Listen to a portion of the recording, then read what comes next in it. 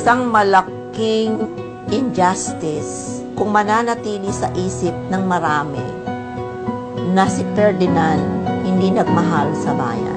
He loved this country so much that he was willing to sacrifice the presidency when he could have definitely attacked the people there at EDSA. Si Marcos talaga really made a mark in who we are in international politics. No? But if you compare what he did for our country during the time he was president, no one should ever be sorry that we had Marcos for a president. Kung ikumpara mo yung good points ni Marcos at saka yung good points ng ibang naging presidente natin mula sa kalingkingan yung iba. Since the Marcos administration, I don't know, have you really got it off the ground? Only history can rightfully judge President Marcos. A story born 100 years ago of a noble man whose life is worth reliving and looking back to. He's the only president with a national strategy. You'd think that Marcos was the bogeyman, etc. But he was actually a very kind person. The way that the Marcoses promoted the country, promoted the Filipino, is something I think that cannot be equaled in any administration.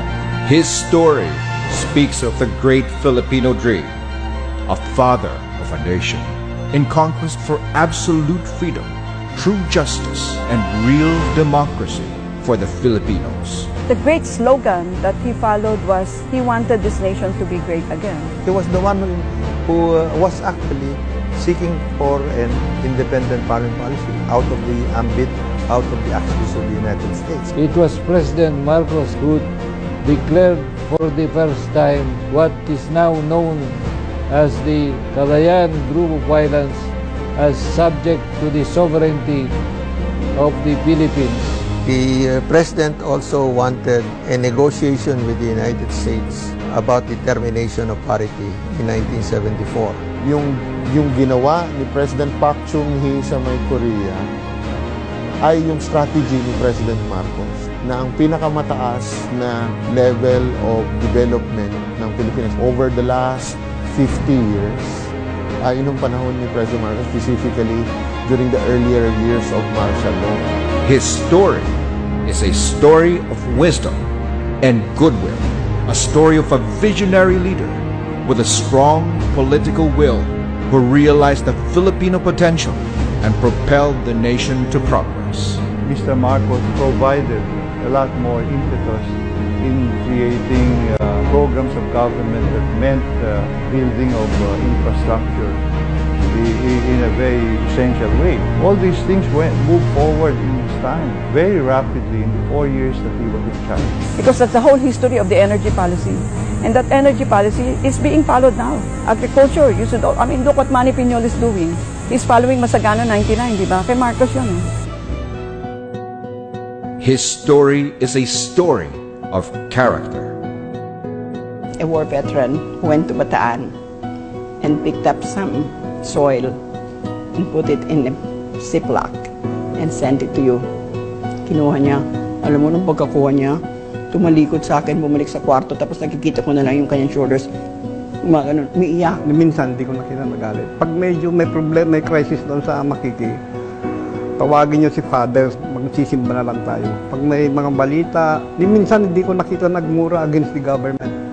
Basta tulungan na lang natin. Ganun. Isang malaking injustice kung mananatili sa isip ng marami na si Ferdinand hindi nagmahal sa bayan. He loved this country so much that he was willing to sacrifice the presidency when he could have definitely attacked the people there at EDSA. A story of a strong man whose life was reduced by a chapter of our history.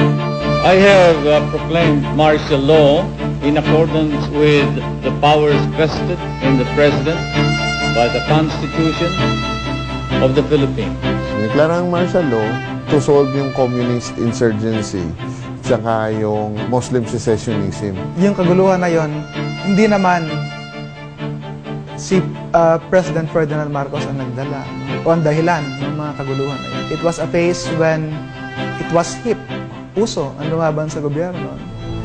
A story born 100 years ago about life, leadership, and legacy waiting to be retold.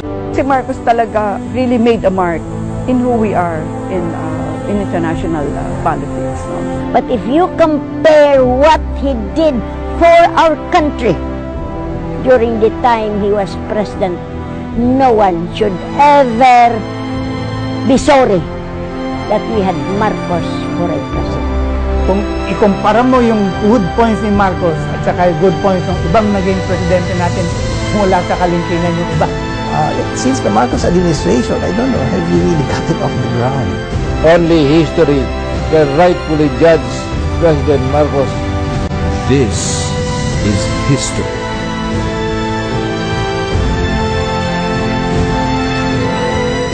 This is the story of Marcos.